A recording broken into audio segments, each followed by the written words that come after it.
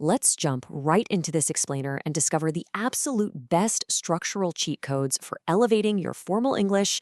Honestly, if you've ever read a piece of academic writing or professional journalism and wondered exactly why it sounds so incredibly authoritative, well, you are about to learn their secret.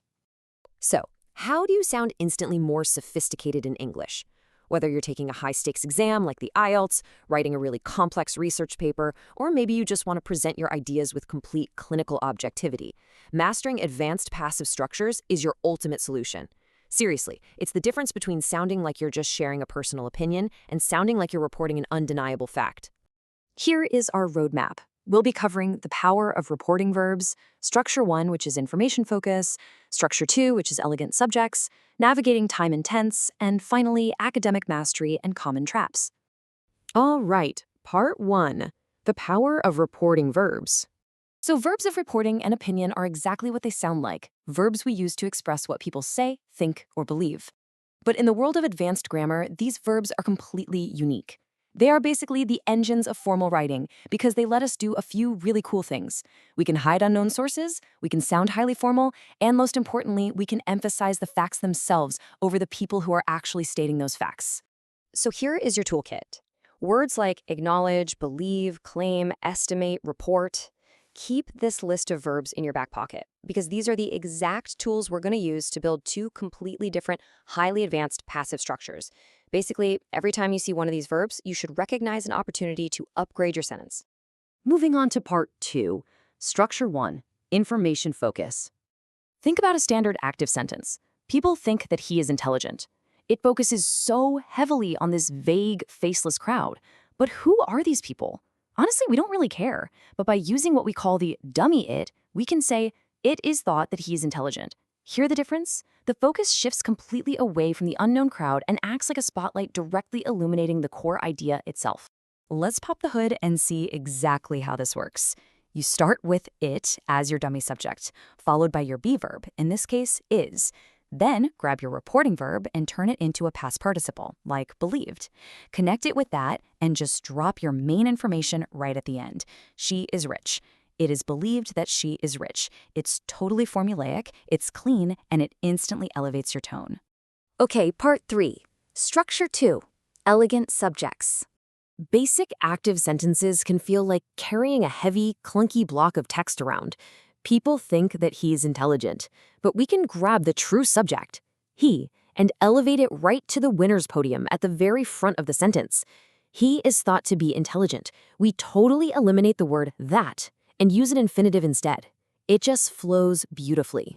Let's actually walk through this specific 3-step process, because if you memorize this, you can perfectly convert literally any basic thought into this second passive form.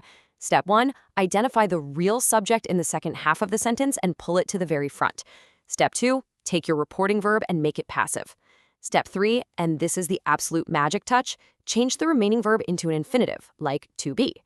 Do a little mental gymnastics with this, and I promise it becomes second nature. Which brings us nicely to part 4, navigating time and tense. Now, up until now, we've been dealing with the present tense, but the real world is rarely that simple. The crucial point for achieving real master here is learning how to use the grammatical time machine. Your infinitive absolutely must change according to the time reference of the original action. If the action is happening right now, you use to be or to do. But if the action already happened, say, they worked in the past, your infinitive becomes to have worked. You are essentially packing a past tense meaning right into an infinitive shell. Let's look at this in action. If an action is already in the history books, like people believe that she left early, we obviously can't just use a standard present infinitive. To maintain that historical timeline in our elegant structure, we have to use to have plus the past participle. So it becomes, she is believed to have left early. It sounds incredibly professional, right? All right, home stretch, part 5, academic mastery and traps. Let's quickly compare our two new superpowers. Form 1, saying, it is reported that the economy is improving, is a really solid protective baseline. But Form 2, the economy is reported to be improving, is your advanced shield for high-level academics. Why? Because it's concise.